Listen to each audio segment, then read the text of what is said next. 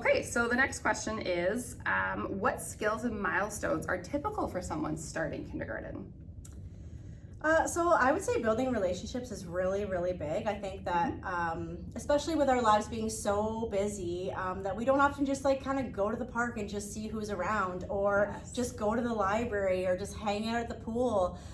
So building relationships is something that it seems to be really new for these kids always coming in, and it's really exciting to watch those relationships flourish throughout the year, and to see who they gravitate towards is really cool from our end.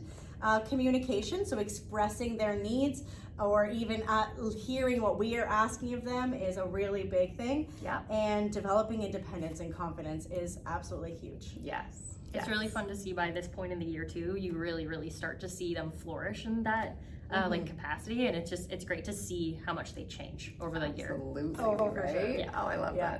that.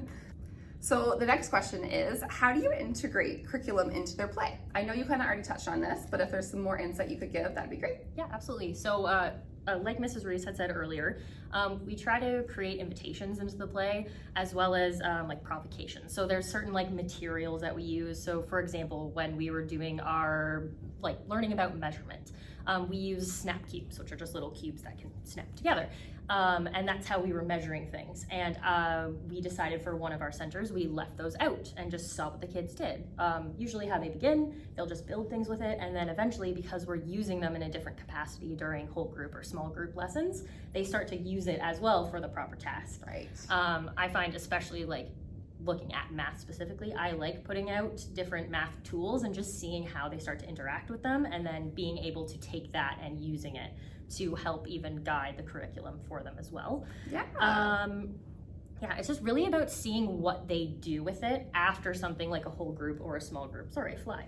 Like even with the provocations, we just see how they interpret certain skills, and it just allows us to see what further knowledge we can go with it. So for literacy, like I said, if we're doing during inquiry, it's a lot of putting out centers that involve things we've already talked about in those more structured periods, and letting them expand on that themselves. So even like right now in our sensory bin, we have a bunch of different letters. We've gone through our letters lots of times, and it's just allowing them more to play with it. A lot of them naturally will want to like spell their name or spell their friends' names, or start to spell words that they're seeing. Even just giving them opportunities. We love for, like I said, this class is obsessed with anything science.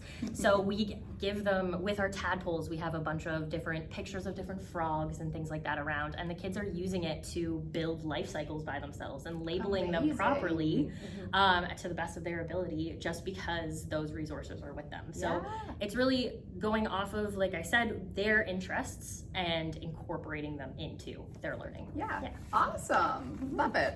Cool.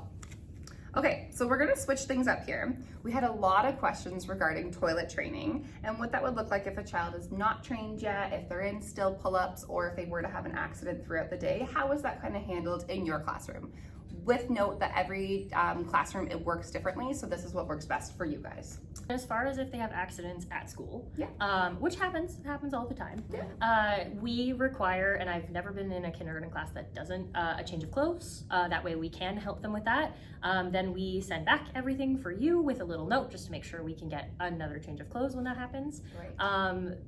We like talk the child through it, make sure that it's like it's normal, it happens, and then just make sure they feel supported as well. Right. Yeah, it's always about the dignity of the child when we're dealing with that. So if there is like a poop accident, generally we will guide them verbally through the door on how to clean it up themselves. I will definitely try my best to make sure that they are as clean as possible. We also could send an email or give a call and be like, hey, they've had an accident, they might need a bath tonight, or those sorts of things. But generally we try to get them to do it verbally and independently by themselves. But typically it just usually happens a couple times, and then they also feel comfortable enough to. It's usually, you know how it is, sometimes they're just too excited, they don't want to leave. They get a little bit of FOMO. It's exciting going on. The tadpoles are growing. So you just can't leave them. Of course. It's exciting. I get it. Okay, awesome. But you guys are always there to support and encourage. Absolutely. And love it. Okay. Another question that we had was, if a child still naps throughout the day and a child were to fall asleep in a kindergarten classroom, what does that look like for you guys? Yeah, so get ready. Your kids are going to be exhausted. So tired. So tired. They're going to come home so stimulated. Not necessarily on this topic, but they will be so tired. They will be so hungry. They'll be so cranky. And you will think, oh my gosh, what happened to my perfect baby? Did you have that? Yes.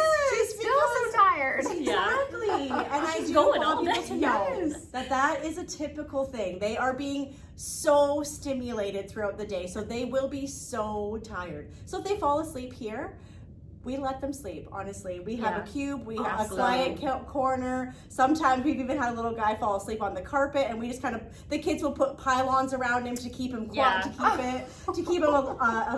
give him some Make sure you have space. And then if they do fall asleep, we do our best to either send an email or to let you know at pickup that they have had this much time of a sleep. It has happened, I would say, almost every single year. Yeah. And one thing I would say is to stick to bedtime routines, even though it's very hard. Yes. So coming from a new routine, bringing school into their lives, stick to early bedtimes. Yeah. Kids need 10 to 12 hours of sleep that age every single night. If they're waking up at 6, they need to be going to bed at 6. And I know that will be so hard because you're going to miss them. Yes. And they're going to be here for most of their day. And you're going to be jealous and you're going to think, oh no, I don't get any time with my baby. But it really is in their best interest. So keeping the routine early. And if you notice they're laying there for 40 minutes and they're not falling asleep, then fine, you can bump that back 20 minutes. But generally they do need a lot of sleep. Right. And so not letting them fall asleep at dinner, even though that's going to be it's so gonna be so hard. And keeping them in that routine, it will just really make bedtime and their daytimes way more successful. Right. Awesome. Yeah. Okay.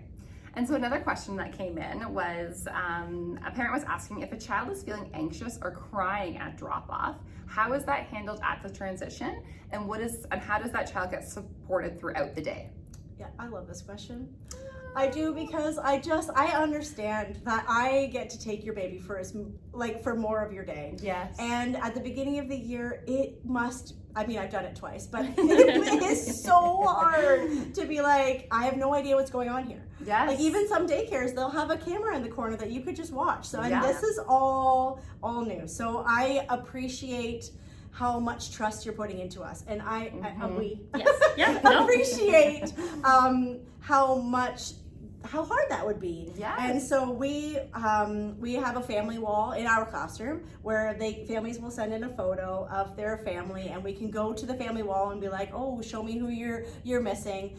Some kids maybe need, if they have a lovey or a stuffy that they use at home, they could bring it. Sometimes that creates a little bit of an issue because maybe if it's left behind or if it gets dirty. Right. But those are case by case situations. Yeah. We try to let them come independently without any sort of handoff. Yeah. But if they need it, I'm certain that any educator would be like, whatever it takes to get them here and to keep them 100%. here is what they need. Yes. We really try to follow the child in whatever they need. So keeping them happy here is our goal. And keeping them here for the full day is also our goal. So I do feel like having something would, if it's helpful, I know that people kind of have said that maybe teachers aren't touching kids anymore. Yes. I have been told so many times, please hug my baby, please snuggle my kid.